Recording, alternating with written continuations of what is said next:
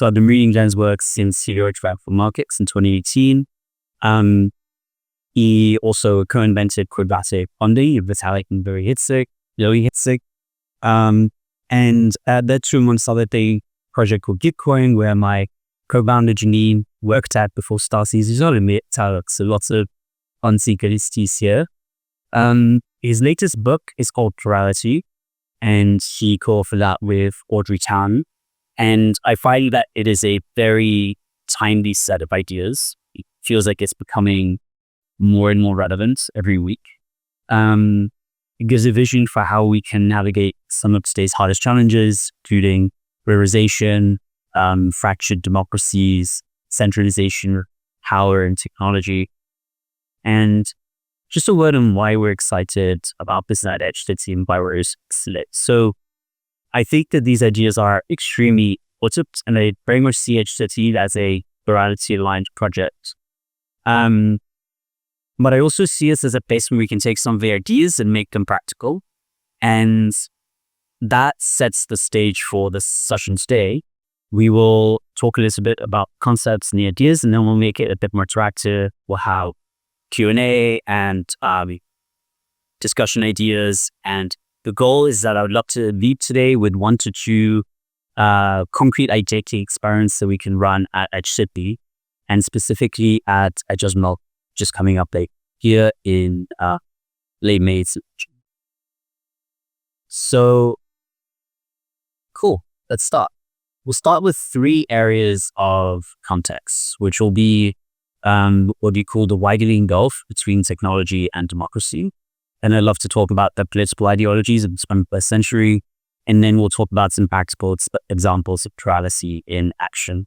And I think that will give us a really good shared context or topic. So Glen, you talk about this idea of the widening gulf between technology and democracy. And I'm curious if you can talk about why you think that tension has emerged. Well, I'll say it a little differently than I did in the book because my perspective has evolved since then.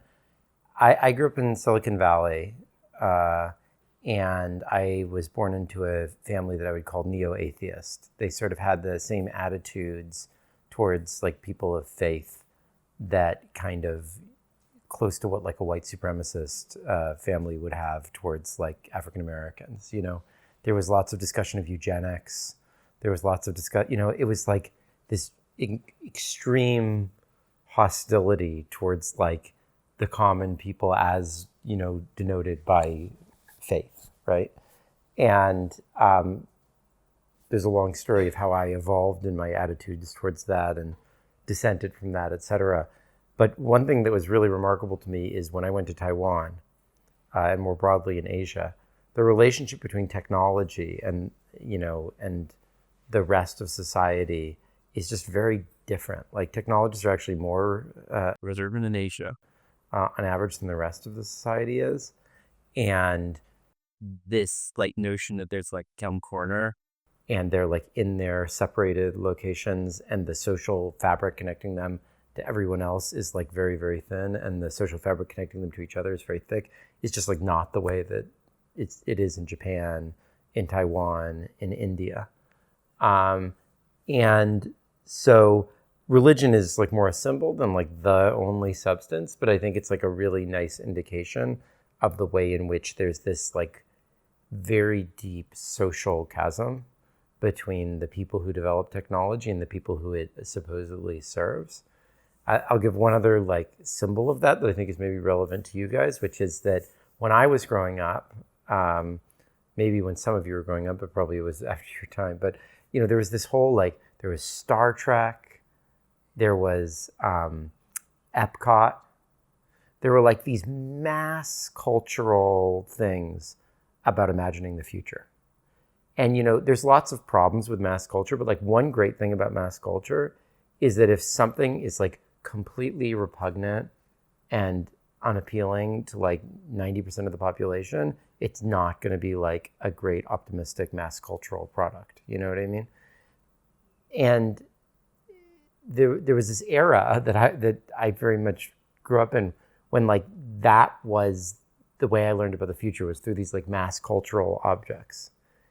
And then for like 20 years after, like right around the time I became like an adult, basically the only mass cultural like objects about the future were like dystopic. And all of the things that were like more forming the views of technologists about the future were these like really, really narrow things that only appealed to technologists. And so you could get away with being like, snow crash, that's great. Like, let's all go do snow crash. Like, meta, awesome. You know what I mean? And like, you could get away with that because like only people who were meant to read those things, the people that could assume that they would be in whatever elite is spelled out in that book. Because like, that's just not plausible to 90% of the population, but to like the narrow set of people who read those things, it was. So there was like no need to like worry about what was going on with everybody else. And so, anyway, I think like both kind of the decline of the like Star Trek, Epcot, whatever you want to call it thing, and this like, you know, contrast between Asia and the US, I think are like really sharp images to me of like how you can have different relationships between technology and society in different places. You talk about how democracy is almost under pressure from two different sides that are enabled uniquely by technology. Social media and to chaotic environment that we live in, one side leading to polarization and then AI leading to just unprecedented capacity for control, population in a more centralized way. Can you just touch on those two things? Yeah, I mean, which of these is like less familiar depends on the audience. And I think everyone here is probably familiar with the whole, like, you know, network state, like, you know, type discourse. In most of the rest of the population, that's like super news to people.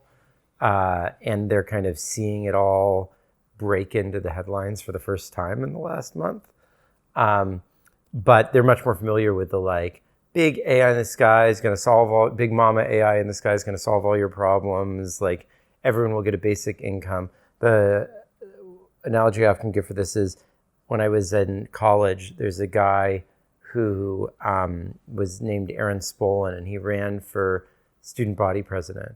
And his slogan was, keep the good times rolling and the good stuff flowing while all the hard work is done by Spolin. You know what I mean?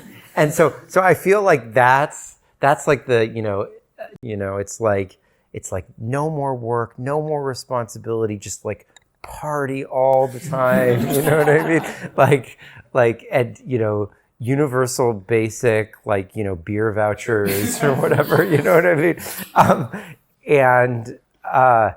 And then there's the like, you know, like, just like sort of He-Man, like, screw the system, like, I can do it way better, like, let's, you know, fuck us, like, pushes, like, you know, people who don't get it, like, let's just go build something fucking awesome, you know?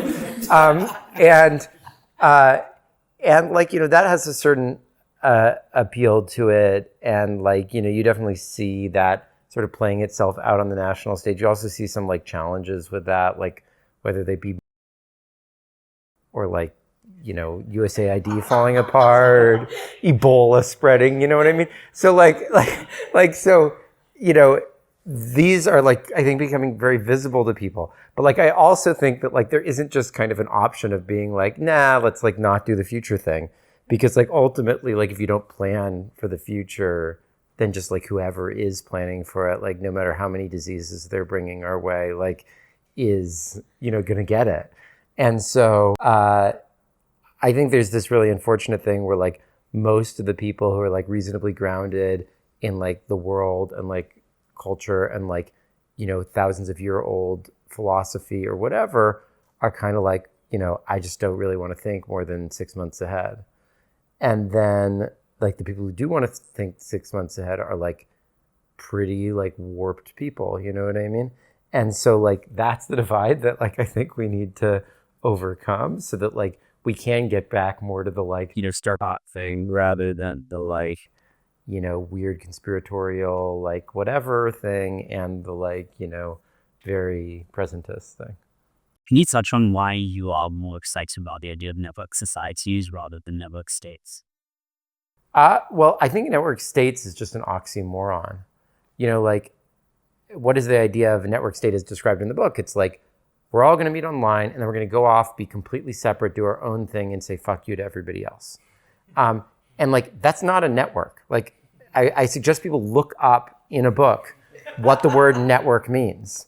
Like, the whole concept of a network is that there's like partially permeable, partially coherent entities that have like protocols to exchange and network with other partially permeable entities, that there is no scale that is like the scale.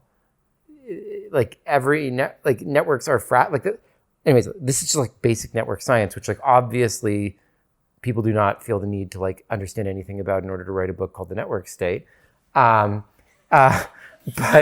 like the whole point of like network science was that like the notion of like, we're off in our thing and we're doing it all on our own. And like, we've got our commandment and like, screw everyone else and like, whatever. Like the whole Well, network science was like, that's not the best model of the world. And like, that tends to lead to like very fragile systems. And that like, instead we might want to model things the way that like all of biology and all of like, brains and like pretty much everything that is like a system that works is, which is that like, there are these partial interconnections and like things are not just the whole or like one separated off part, but like a web of things. I mean, that is literally the definition of a network. So like, that's what I am not a big fan of. Like, I'm all for networks. Like, if networks could rule everything, like that would be great. The problem I have is when someone like uses the term network to destroy the concept of a network. Yeah, that makes sense. So just put names to the things that you started sort of alluding to earlier. Can you touch on the three political ideologies of the 21st century that you outlined? I mean, there's all sorts of different names that people use for these things, but I like taking them from civilization. So I'm like a total Civ addict. In fact, I was like in the taxi over here playing the new Civ 7 game, which does not yet have a information era, but they've hinted that it's coming. So maybe we'll get another version of this. But in that, like, they released an expansion pack in 2019, like after Radical Markets came out, that included quadratic voting for the diplomatic mechanic, and it had future governments. And in it, the three future governments are corporate libertarianism, synthetic technocracy, and digital democracy. So sometimes I use those names, though they're a little bit obscurantist. So sometimes they just call it democracy, libertarianism, and technocracy. Which, by the way, like has just all kinds of like really hilarious historical intersections with our current political moment that I won't rabbit hole on. But anyway, basically these things are pretty familiar to you guys. It's kind of like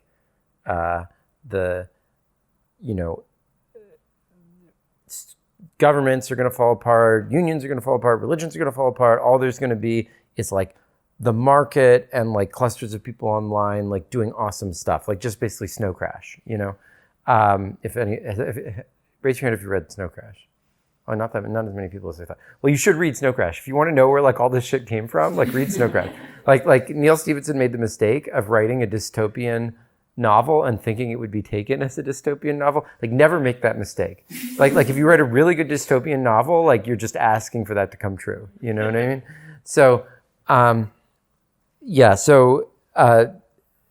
so that's like basically the Snow Crash. Like everything falls apart, and like Uber mention like form their like cults and like dominate everything. That's like the libertarian, corporate libertarian, NRX, whatever you want to call it thing. Then there's the like, all-knowing AI, benevolent, like fixes all the problems and you get material abundance view. And then there's like something else, which, you call digital democracy. I'm not sure democracy is actually the best word for it, but it's one word you could use for it. Plurality is another word to use for it. Star Trek, Epcot, like that sort of thing.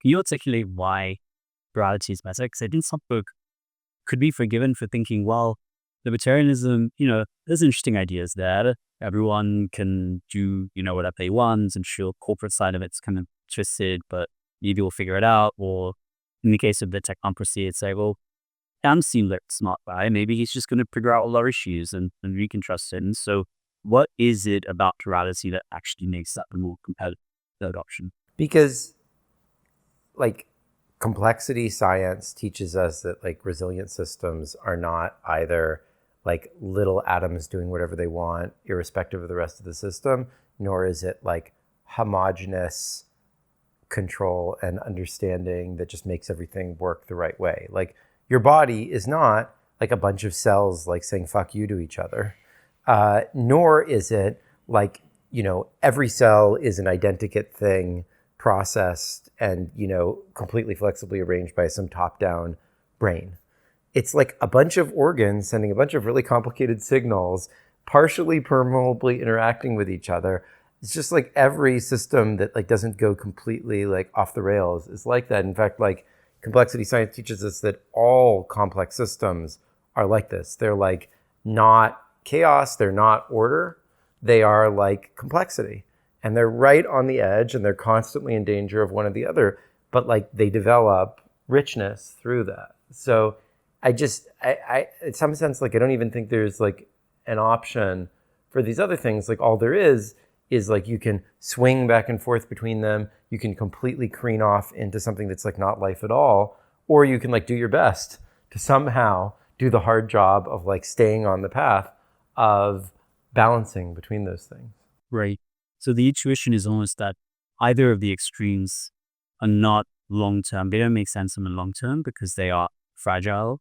And so the third path is not like a concrete thing necessarily, but it is almost a practice or a way of reading. It's a phase transition. So like, from complexity science, if you have like something as simple as a cellular automata, there are like different parameters in there about like mutation rates and whatever. And if you're below that, you just like basically get some like blocks sitting there the whole time. And if you're above that, basically like everything explodes and like, and you can't make sense of anything. And then when you're right on the edge in between, you get like interesting little like, gun shooter things, like moving around the things and interacting with each other and creating other stuff. So like that's where life occurs, And another term for it in that world is self-organizing criticality. That's where crystals form. That's where like all the richness and complexity of life comes when you balance between those things and don't allow either of those simplistic views to. Full of, yeah. So let's talk about some practical examples. The book is very, very much in the experience that Audrey and the folks in Taiwan had Brad about essentially being a democracy under pretty consistent threats. Yeah. So they've had to figure out how to be a more contributing democracy.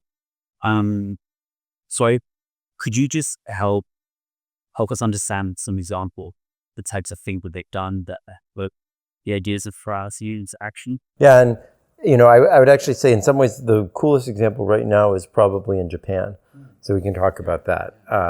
But it was inspired by the book, so that's been a really cool to see. But so like there was this movement in Taiwan called GovZero, where the notion was that you download the government websites, you create better versions of them, and then you like try to shame the government into adopting them. And you do it at .gzero.v instead of .gov. So like it's the OG Doge, but you don't just take down the government website. You actually copy the government website and you show that it's better, and then you try to get people to adopt it. And in fact, it's funny because G0V, like when you sort of in the right way in Chinese, is actually 0-hour government, which is the same as like shadow government. So the website was both like a play on how to put up thing, but also like doing this shadow government thing. And then there was like this occupation of the national legislature in Taiwan. And this was like sort of a mixture of the Occupy movement with like January 6th. It went on for 3 weeks though. And yet there was not violence.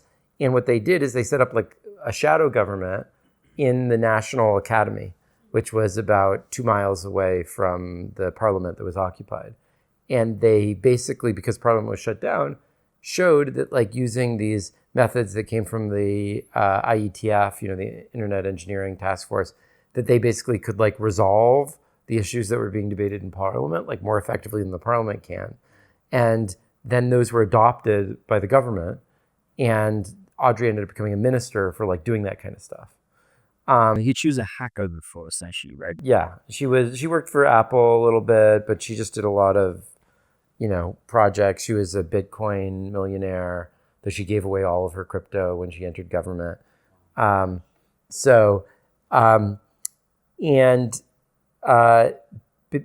They did all kinds of stuff. So like they have this platform called Pol.is that, raise your hand if you know about Pol.is. Half of people, okay. So Pol.is is like a platform that uses some very primitive AI to cluster conversations and display like what are the things that are dividing people, what are the things that are uniting people in the conversation. And they use this to do like deliberations about regulations, but also to allow students, and anyone really, but especially students, to propose new laws and reach consensus around them and then get them passed in the national legislature, which helped result in the country having the highest feeling of civic empowerment among students who are graduating. Because, when you go to vote in the US, it's like, I've been disempowered, no one's listening to my voice, and now I'm going to be really radical and I'm going to vote. And whereas there, it's like, no, I've actually like negotiated laws with all these different complex stakeholders and gotten it passed. And now that I don't have time to do all that work, I'm just going to vote, So you have like the younger generation is the least polarized and most civically empowered in the world because they've actually had to do the work of having the responsibility of governance by the time they reach adulthood. Another great example of the work that they do is that they have something called the Presidential Hackathon, where people bring like local public goods projects and they then try to improve on them at the national level. And by quadratic voting, a few of them get blessed by the president, and then those become part of like the agenda for national public, digital public infrastructure in the country. Who votes in those quadratic voting? The participants, but anyone from the public who has a verified SMS can participate. It's so cool. Can you touch on what's happening in Japan since the partnership? Yeah, so there's this guy, Ano Takahiro, who read the book last year. He's a science fiction writer and ML engineer. And he's like a 33-year-old guy with long hair. For those of you who haven't been to Japan, not very many men in Japan have long hair. So he's like sort of an unusual figure. And a month before the Tokyo election, he said, I'm going to run for governor. No person under the age of 40, no person without a formal political organization, no one who had never run before had ever gotten more than 50,000 votes in an election at that scale in Japan.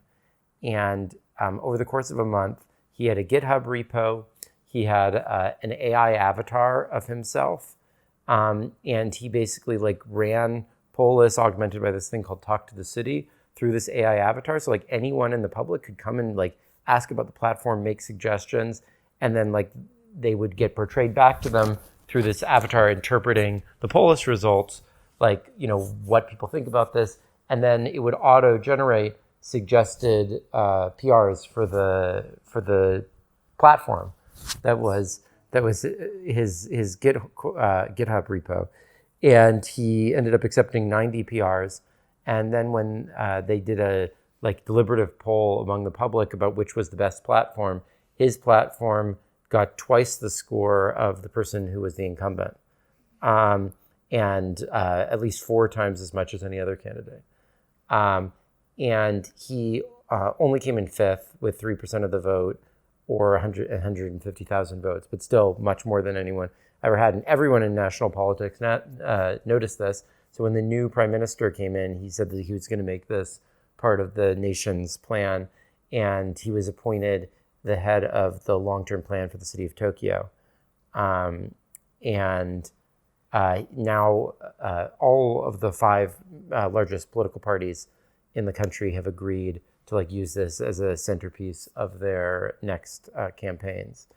And so that's like, I think, one of the most exciting examples of this right It now. is so cool to see it become actually a competitive advantage to use this principle and tools Yeah. in like a traditional voting mechanism or system. Great. So I think that was very helpful context. I'd love to move into the discussion section. We have a shared notes document that was on a QR code on our laptop. That's what we were. Okay. So not need line that's yours, right? So shared notes, feel free to drop notes in there, questions, which you would prefer if you raise your hand and ask questions directly, but if you know if you're comfortable doing that, and keep an eye on the other side bar. Our way of trying to let folks can see that and scan it. But just on that context piece, on the 3 areas we just covered, curious if anyone has any thoughts or questions for Glenn's before we move into more of the deliberation. Yeah, John. Yeah. Is portraying all that. So you talked about, talked as a book about this tribal, and you've got what? Yeah, but this sort of like Pol.ism, libertarian side, or like ultimism, side, and then this sort of like democratic, side.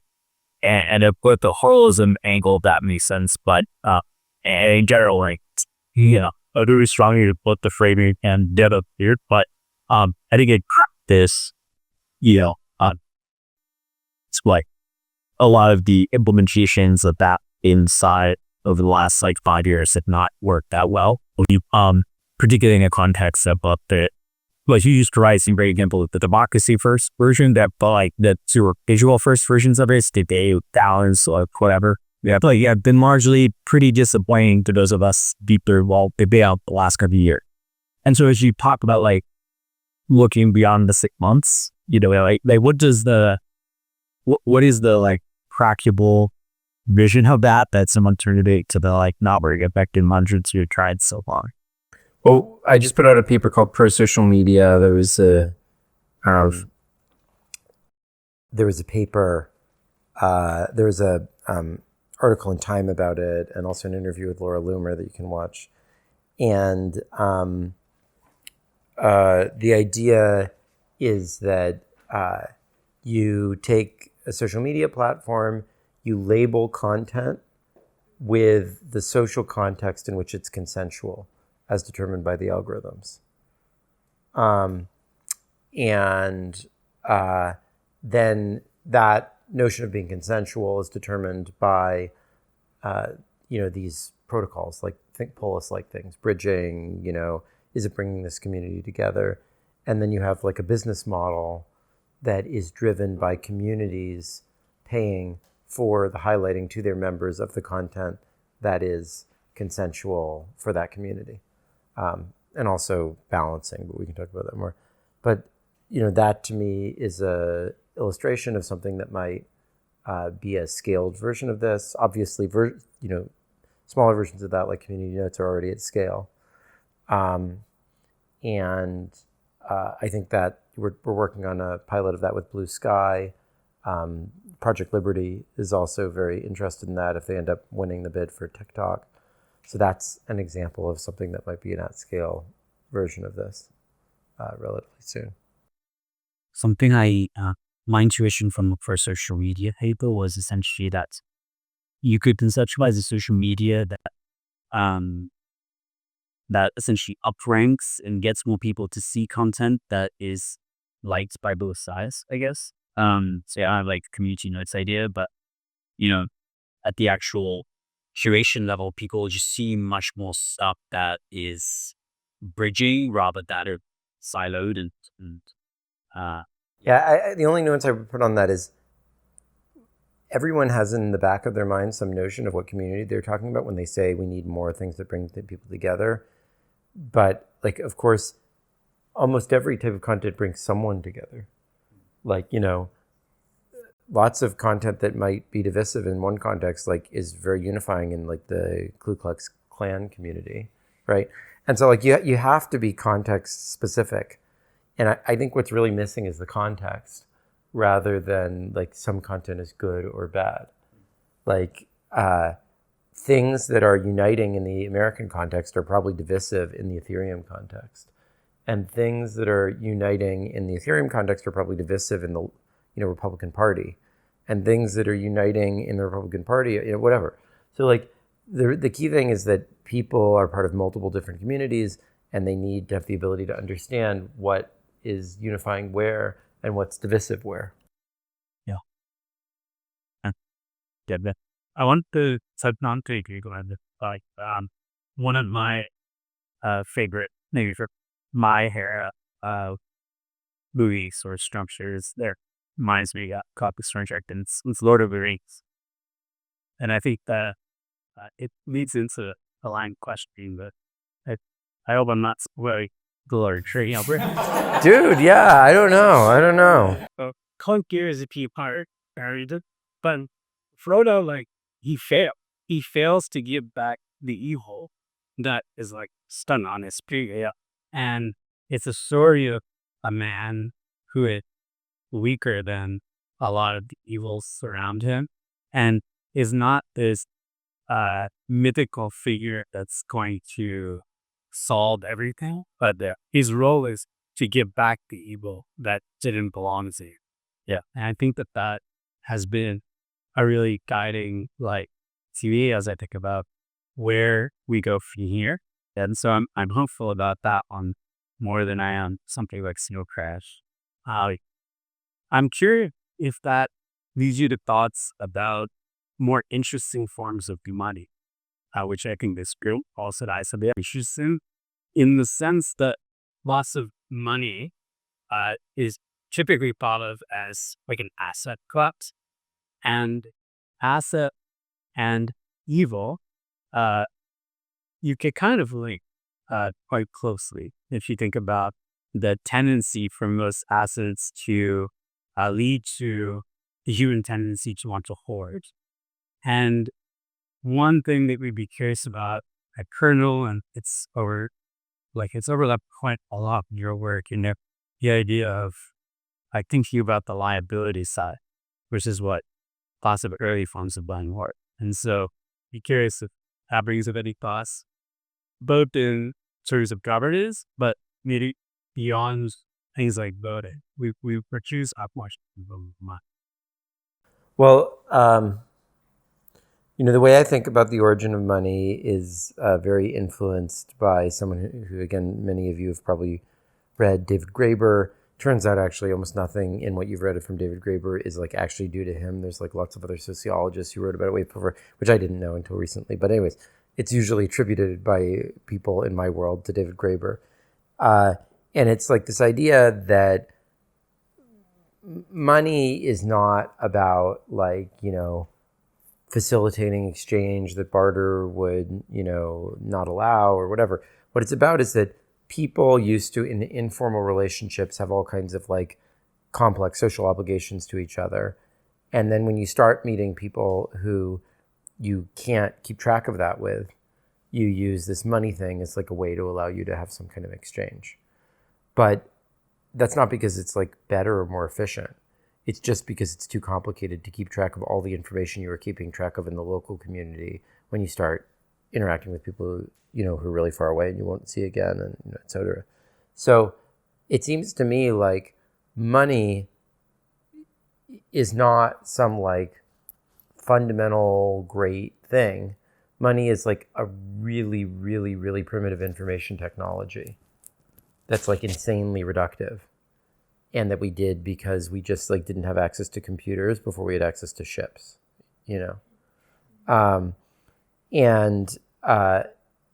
like there's so much more information you could be keeping track of.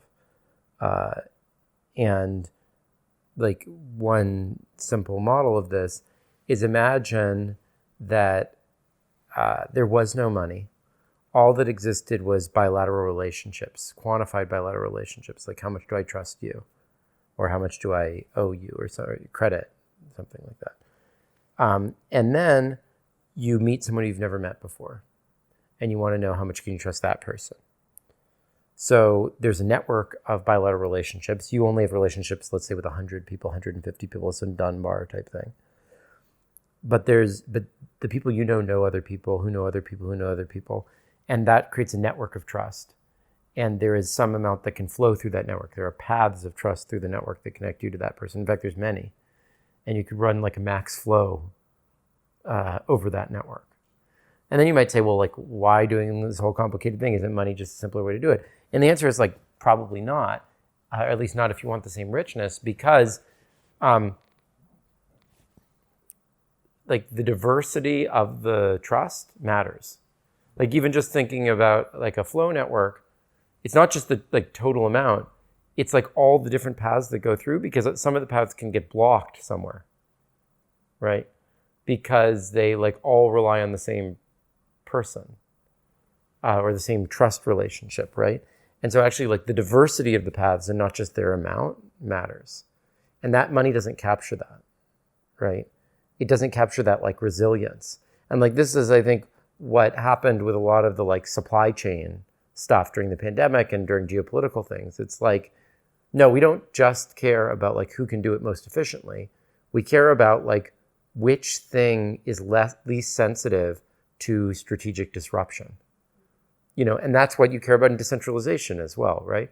So like money has this way to actually centralize because it reduces everything to like one thing, and you don't think about the paths through the network. It's like very non-network. Again, another example of like why the like things that are completely focused on money and like think that like that's the basis for a network state are like completely missing the whole point of a network. The point of a network is like resilience and diversity and, you know, whatever. And money doesn't tend to yield that because it reduces everything to like everyone trusts the God Almighty dollar, and then the God Almighty dollar trusts whoever has it. So that's like a very centralized network, right? So anyways, that's one direction to think about different forms of money. Cool. So I'd love to shift into thinking about some of the potential practical experiments that we could run. We have a month. There'll be about 1,000 people there throughout that time. They will be keen to try new things, experiments, many of them technical. You know, by then, probably everyone will be technical, given how fast Kosters moving. So, yeah, I'm curious for ideas from folks here, things that either were inspired by the discussion just now, or maybe things you've been thinking about that relate to this. Anyone has any thought? I can start off with one. So, okay, something I've been thinking about is we have a lot of different people at our events, and there is no real collective intelligence process yet. And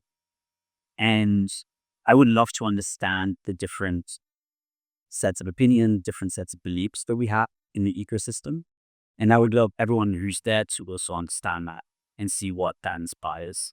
I'd always love to run something like a Pol.is type thing, but I'm curious if Civic, what's almost a city, yeah. I'm curious. So I did some of Pol.is when you ran a demonstration bit in Bogota. Yeah. I do use your culture. And what has happened with Pol.is since then? Are there improvements? It's been very static, and now it's about to get like big Pol.is 2.0 in the next couple of months. So I could set you up with those people, and that's definitely a possibility. The Talk to the City stuff is really cool. The Ano stack in Japan is really cool. There's a bunch of things in that space that are happening. It's a very dynamic space. It's just at a conference all about that stuff in Berkeley.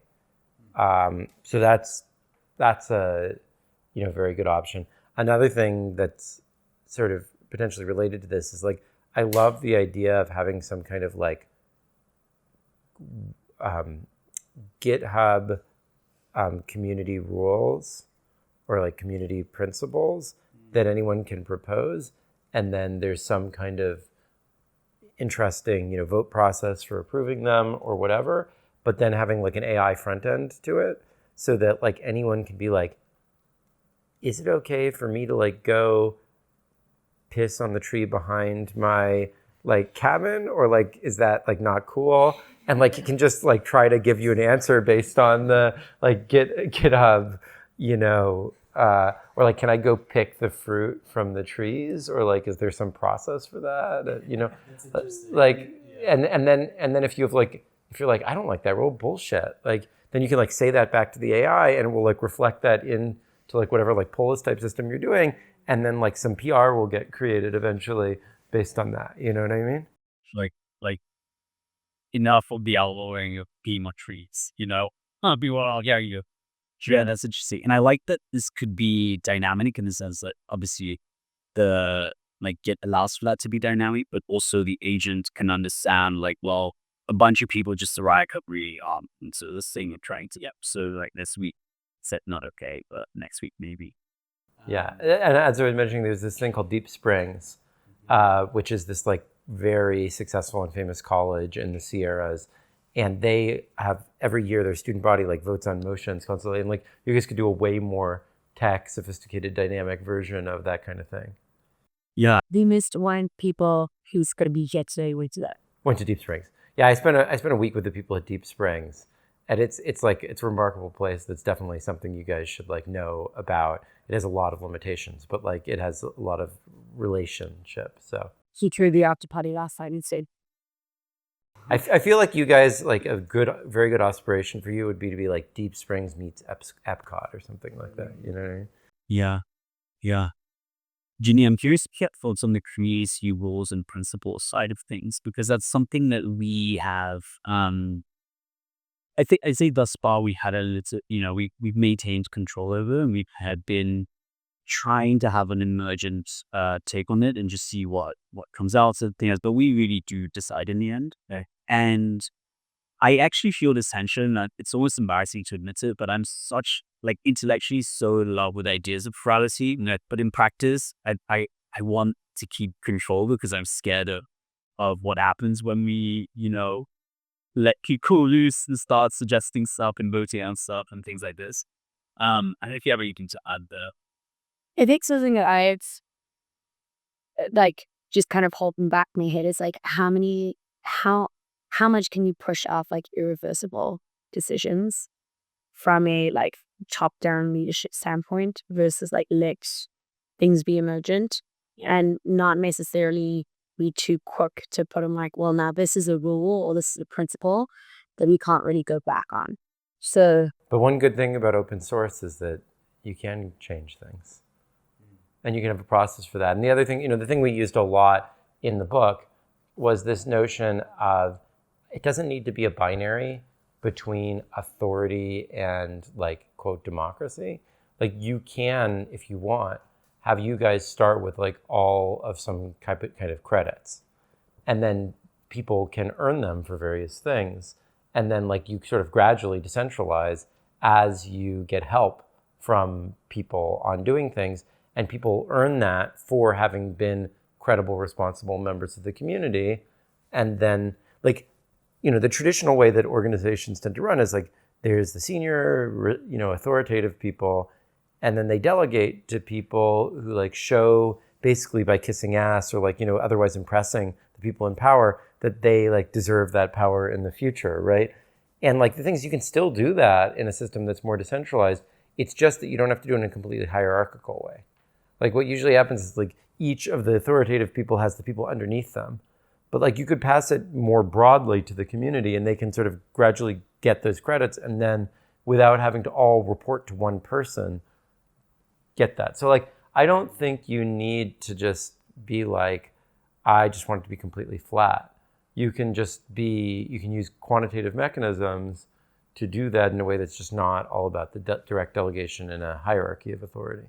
Yeah. And I'm curious why your thoughts are on that with like vacuums of power existing and people trying to fill those vacuums. So like a very, for us, like taking a very good example of like what happened with Caesar Loop, where we tried very hard not to have like the planning team was just like, cool, let this thing run and let's get people in the community to help make decisions. Yeah. What ended up happening was where there were power vacuums and decisions that had tension, someone tried to step into that role, to try and impress someone who, like the team that wasn't necessarily making any of the decisions anyway. Yeah. How do you avoid or how do you both give space to those people that want to fill that like power vacuum, space to voice their ideas, but not necessarily distract what is happening around it, or either keep this both in perspectives? Well, the principle behind quadratic voting can be explained in very econ terms, but it can also be explained in auditory terms. So, in fact, it turns out, I learned relatively recently that one father of quadratic voting was this, statistician, political, whatever person, but another person was actually J.C.R. Licklider, the father of the internet. Before he did all the internet stuff, was an auditory engineer. And one basic principle of auditory engineering is if you're in a loud room and you're next to someone who's speaking slightly higher, stronger voice than the average voice in the room, but way less than the total volume in the room, you can still hear them. Because all the other stuff kind of cancels out as noise. Whereas one slightly louder voice is correlated. And so it doesn't cancel out. And that's actually the reason for quadratic voting. Because if you take uncorrelated signals, the average size of the sum of a bunch of uncorrelated signals is the square root of the number of signals you're adding up. Whereas the one correlated signal is linear. And so I think you can let people express themselves more. But and they can be heard more. But the problem is you can't let that thing just dominate everything else as it naturally does. You know what I mean? Because even if you're just a little bit louder, you kind of get heard above everything else. So you just need to yes, allow that self-expression, but then modulate it by that understanding of the dynamic is that even something that just stands out a little bit quickly dominates, Yeah. Something we've learned is that through our experience with Suzu and other things is that we need to figure out what do we even grant to the community or for net governance, because we tried to do this with a couple of things. For example, choosing the next location of an Estéreo or Papazuzubu. And it was a very fun 10-day process. And by the end, people were please just decide. You don't want any more input.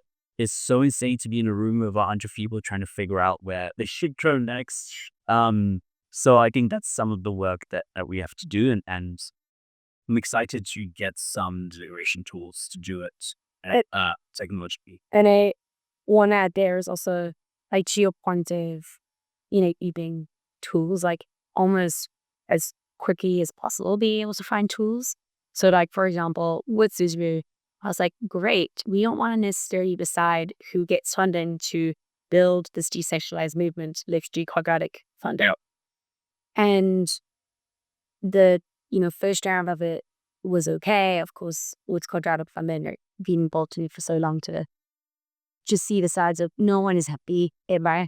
The people that are making money and getting free money are super unhappy because they got less than someone else. And the people that are giving money, they get to see exactly their project winning, then they're unhappy. And then the people who gave the original funds to a matching pool are annoyed that they didn't have full control over it. Right? So all in all, no one is on this three-sided market face was happy for the Zulu side of things. Yeah. And what ended up happening was they became a group that gated it, gated who would be allowed into a round before the rounds even happened. So it sort of took away using the tools for governance and brought it back to a centralized system of people. So my question to you is what is almost the earliest stage of tool that it's decentralized versus us in control, if that makes sense. I mean, I think like open source forms of interaction and transparency, even if you have not yet brought in any like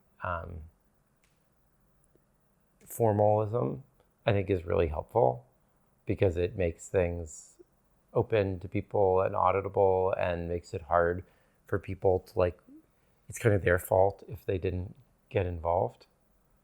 So I think that I tend to find is like even more useful rhetorically and legitimation based than it is like practically.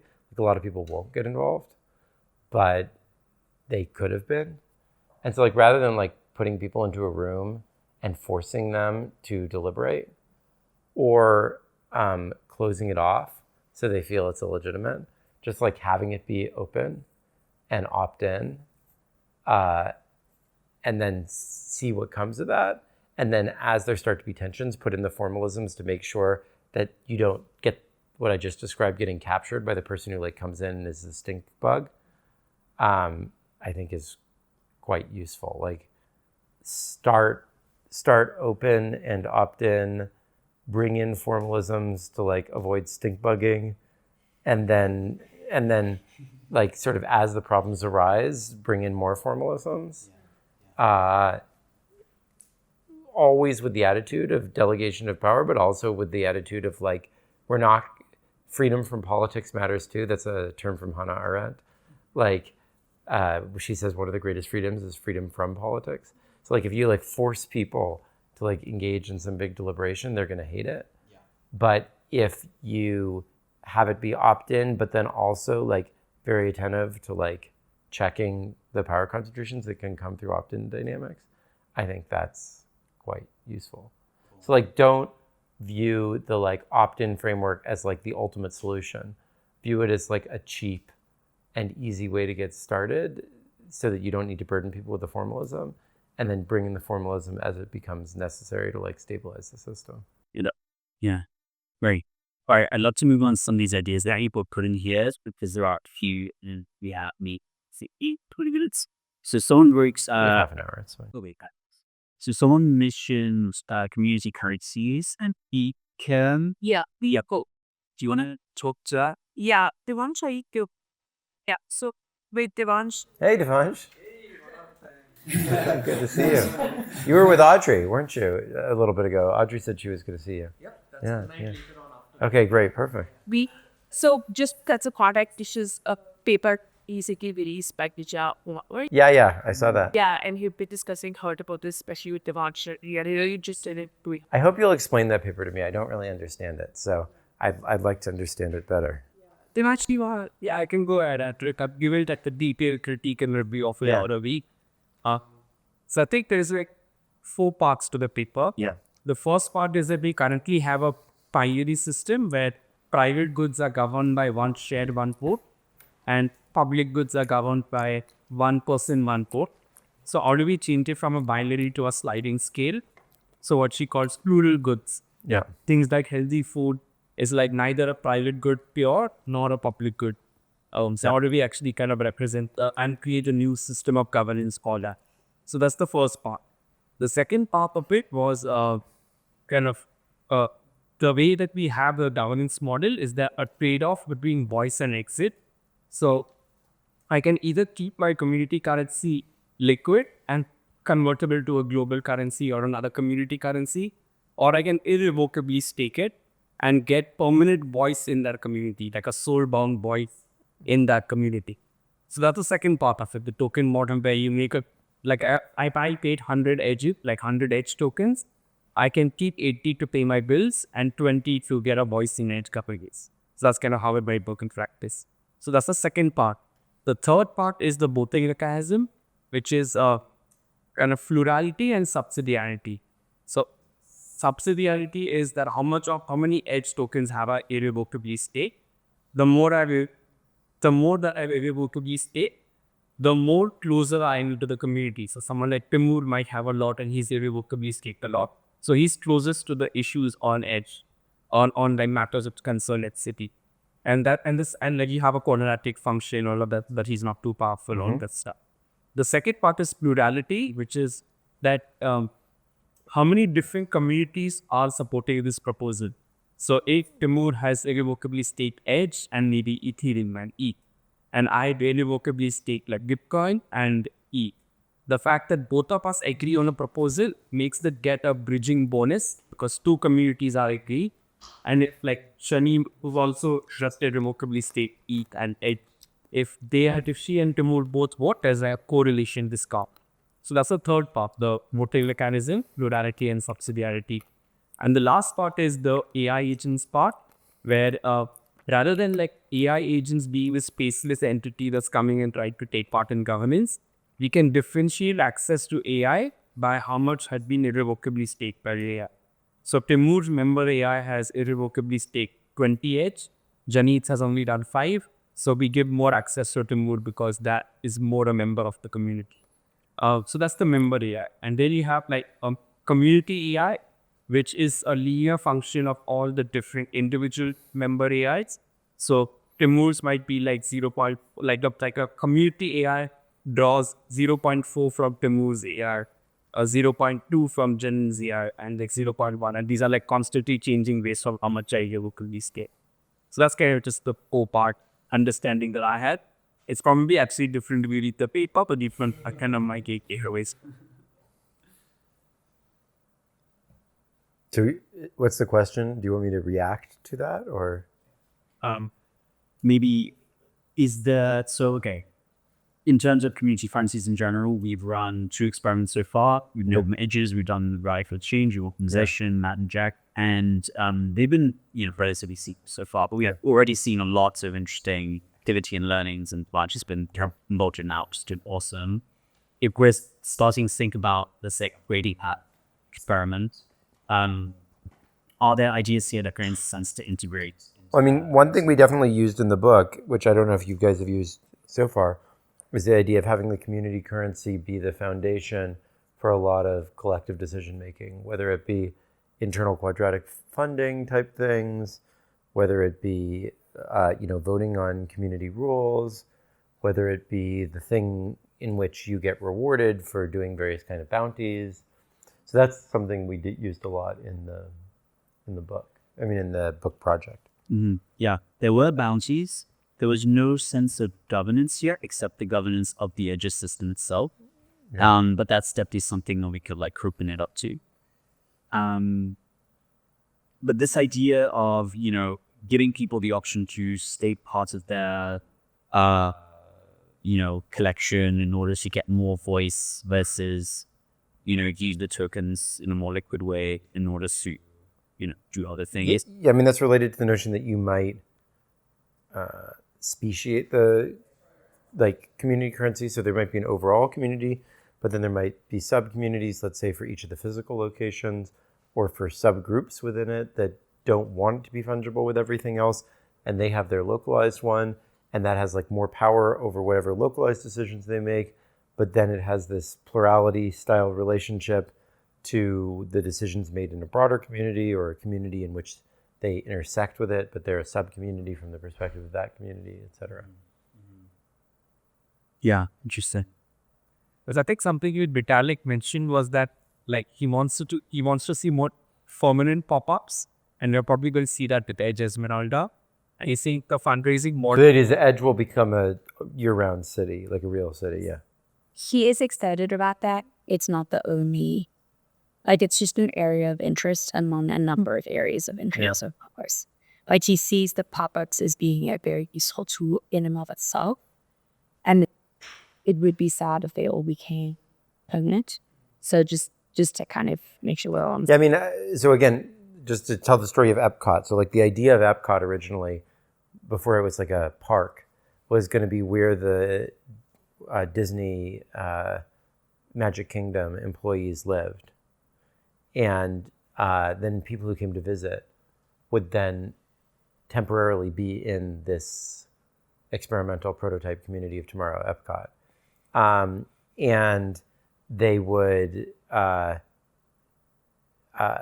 experience it during their visit And there would be all kinds of experiments in participatory governance and, different technologies and whatever going on in this place that would be the town that you would be staying in while you were visiting. And you would be sort of like a very small part local partial citizen, but then the people who were like workers there would be like more seriously citizens. And so there would be like a persistent thing of the people living there. There would be a reason to go there that wasn't just to be part of that. It would be to go to the park. And then people would rotate through and experience it. So I think that's a very interesting model. I'm not saying it's by any chance the only model, but like, I have to say, like, just that thing, like reading Walt Disney's words, much more compelling to me, frankly, than anything I've read in this space. It's like, it actually makes sense. Like, people are going to come there to do something. There are also people who are going to be there permanently.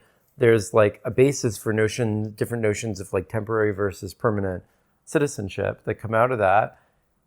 And like, I just can imagine that actually kind of like all holding together somehow, So this is definitely a line of thinking that we had, and as we continue to work with Esmeralda, and if that becomes a permanent town, that will be potentially one of the nodes where something like that happens. Yeah. Similar to this concept of typo that Devon isn't survived by, which essentially was that, but in New York, and would happen for 2 months every summer, around like 100 years of real. But just to tie a bow on this idea, Devansh, I think you mentioned Vitalik's interest in permanent places and interest in potentially like launching tokens around that. Is that related to the community currency idea? Yeah, I think it kind of fits in that if we want to create more Epcots, how do we actually fundraise enough to be able to buy the land and debit up the space and make it into like a attraction for outsiders as well to come in and kind of actually have fun and be magical? I mean, the first thing I would just say is like, I would love to see one Epcot before many. Like, Epcot never existed.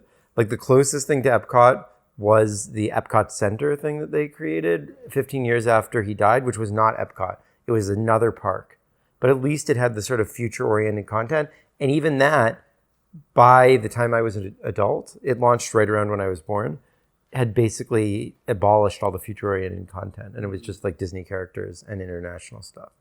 So, like, it would be great to have one Epcot, before we have multiple Epcots.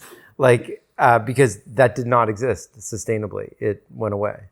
And we can talk about why it went away. But, like, that would be really cool. And, like, it obviously was grounded by its connection to an extremely mainstream cultural object that attracted custom for other reasons. So I think this is very important things to keep in mind. You know what I mean? Like, what made it work at all? To what extent it didn't work? And how can those things be addressed? Because, like, to me, if you are not bringing in significant numbers of people who, for lack of a better term, aren't crypto weirdos, then you're failing. Because it's not just you're failing in terms of sustainability, which you will be, but it's more importantly that, like, you are not actually building a fabric that connects the future to the society. You're actually building something that's separated from that society, right? Yeah. And, like, that's what it is to be a network versus a network state. Like, a network, like, Epcot was very much envisioned as a node and network. There is a core of people there who are, like, hardcore and committed.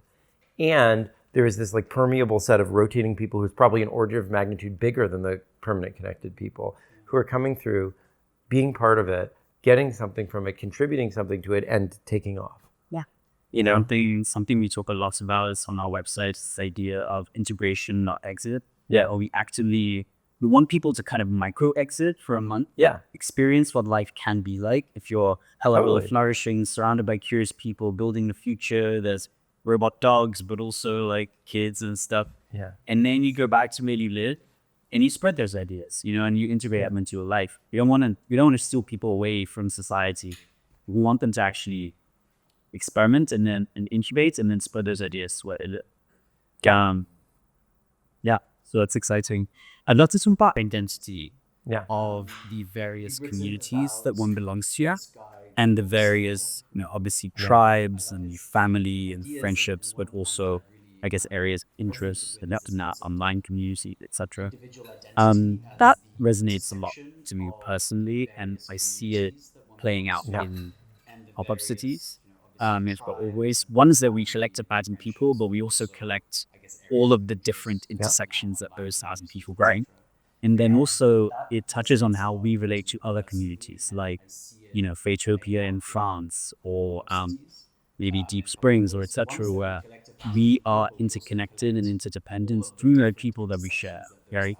Right. And so I had this dream of some kind of technological product or something that can reflect, but I don't know what that would look like or what. Well, the pro-social media is trying to be an illustration of that. And I do think social media kind of in its back end has that. It's just not very transparent to people. Dana Boyd back in 2002 had a wonderful essay called Faceted ID/Entity. And it was her master's thesis. And she proposed that like a core function of what was then emerging in social media, it wasn't called that back then, was to help people sort of understand all these different sides of their identity that they need to traverse.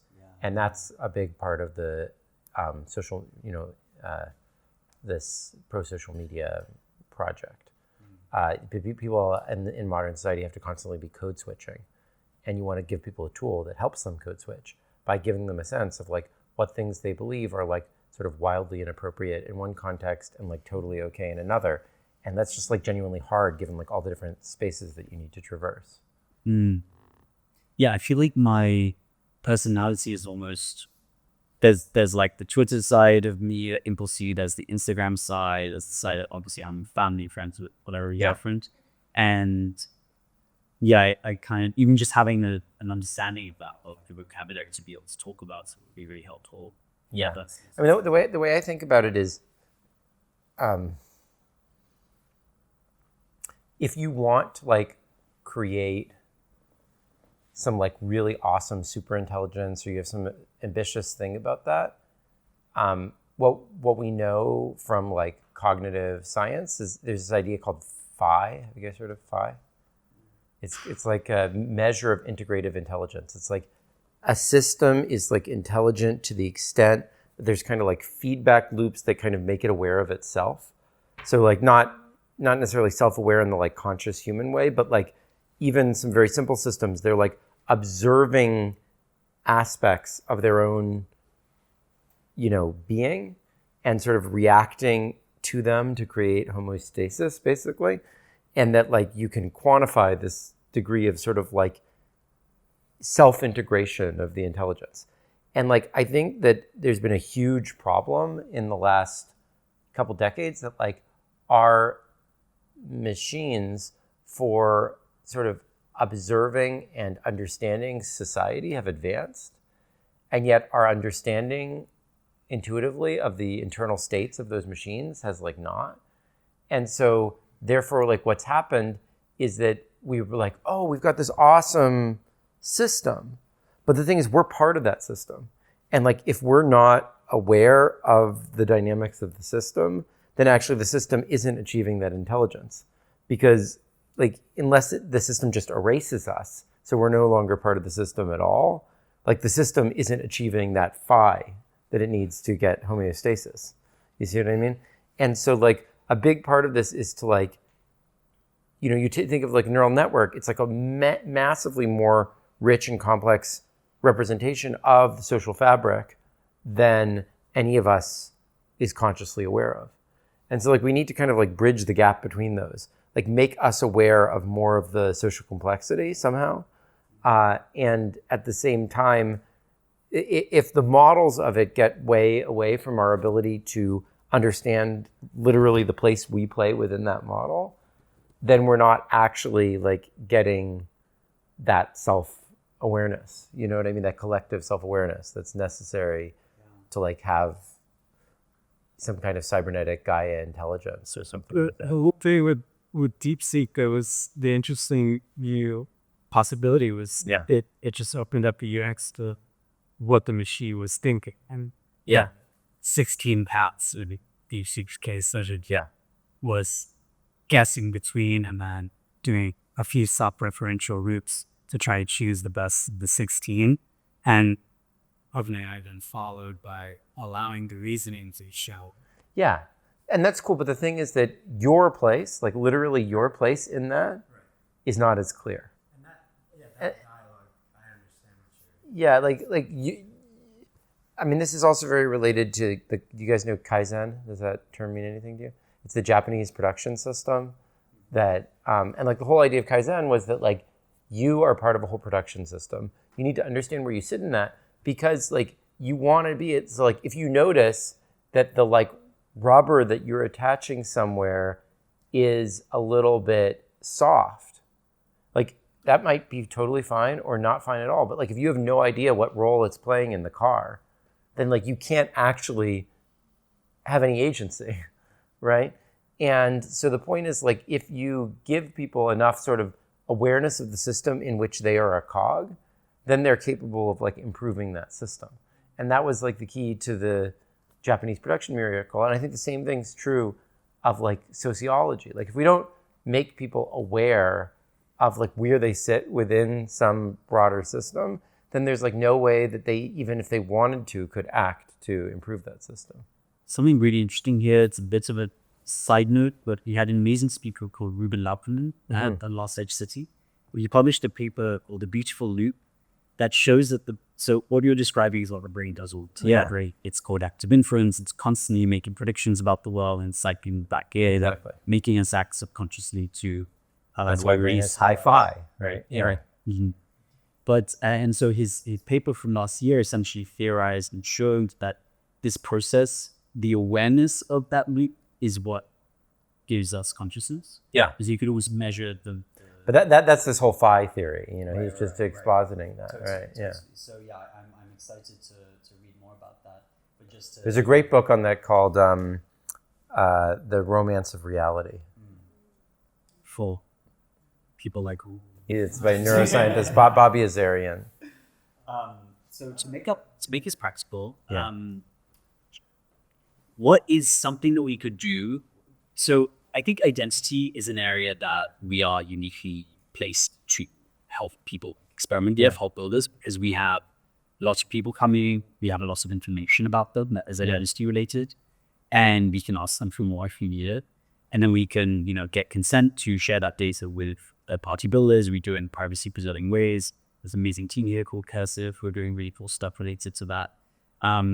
So I think that's an area where we can hopefully spawn lots of experimentation. Yeah. I'm curious if people have thoughts or if you have any intuition about something we could do that, could run an experiment that would teach us something. So, I mean, one thing I'd love to see that I haven't seen anyone do is what I call community recovery. So community recovery is like social recovery, but based on plurality ideas. So in particular, what you try to do is based on your like overall understanding of the social graph, help identify for that person the least correlated people in their social networks or the least correlated organizations or the organizations that,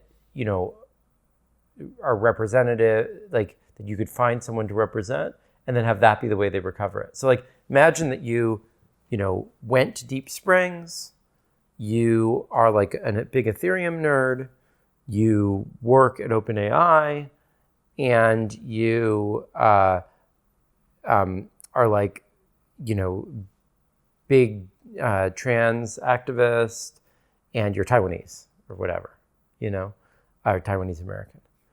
So like what you'd like to do is like from all the different things you have from the person, you'd like to choose like 5 areas of their life that like do not for many other people intersect.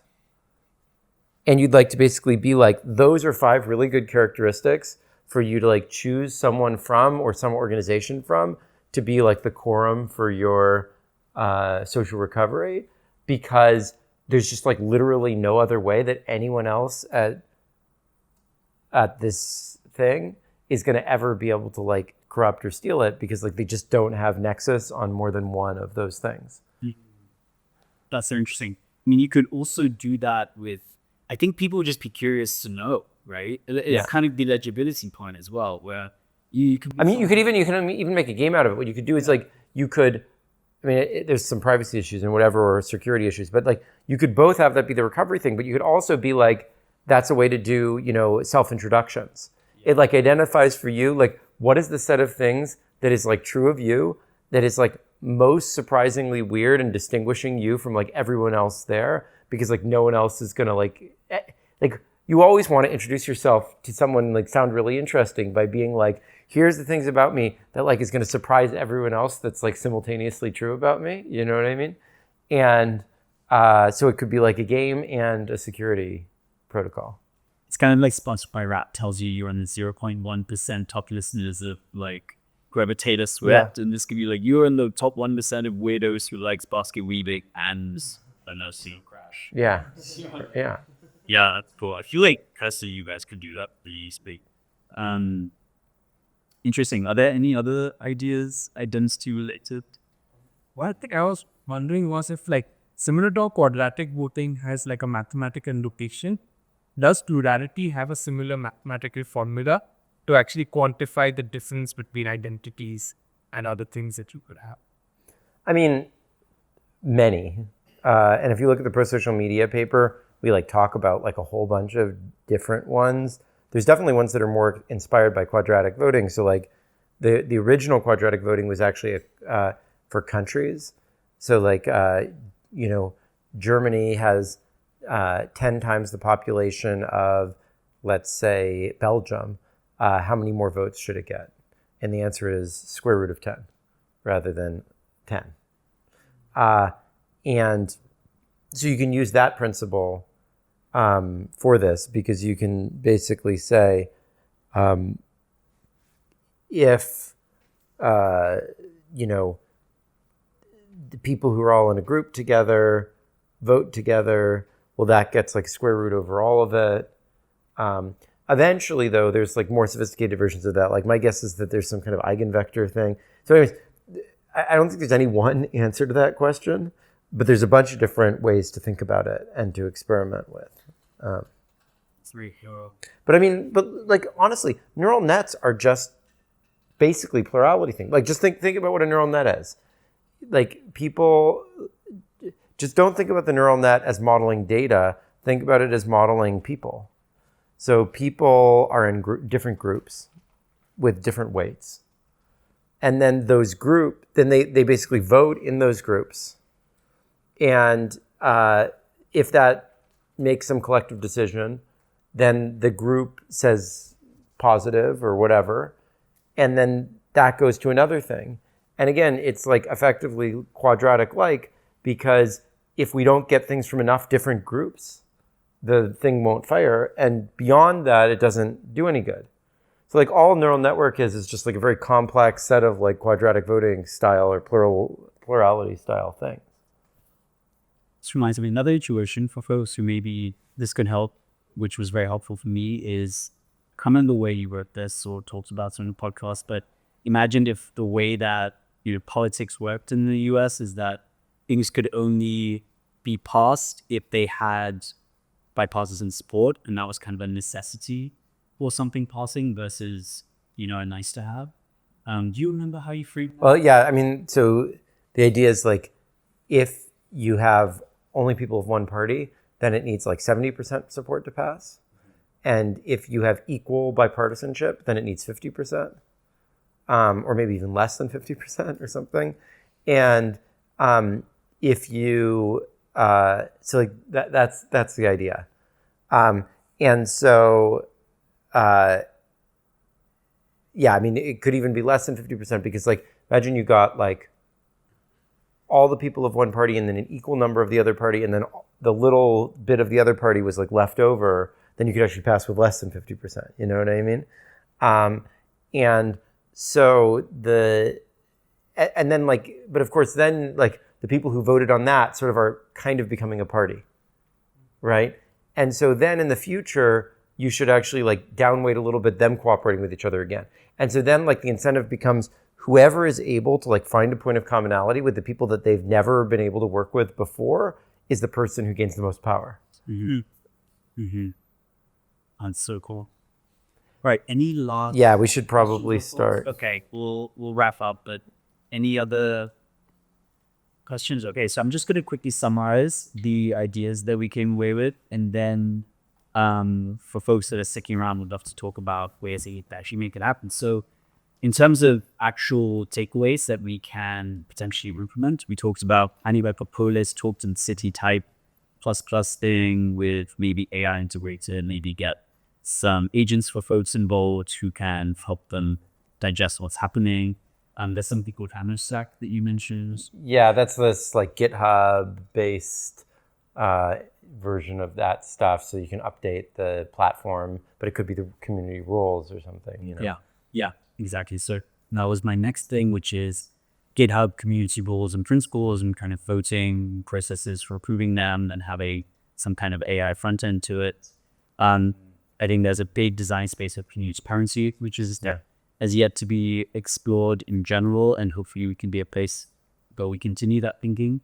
And then there's these ideas around identity. So either community recovery or, make it fun, make it a game, let people understand very different sides of them that make them unique. By the way, one other thing I would suggest is if you do some of these things, like obviously one element is like the digital base, but having like a physical digital interface would be really cool. So like I've always thought that you can only do Pol.is in 2 dimensions on the website, but if you had a physical space with stairs, then you could actually do it in 3 dimensions.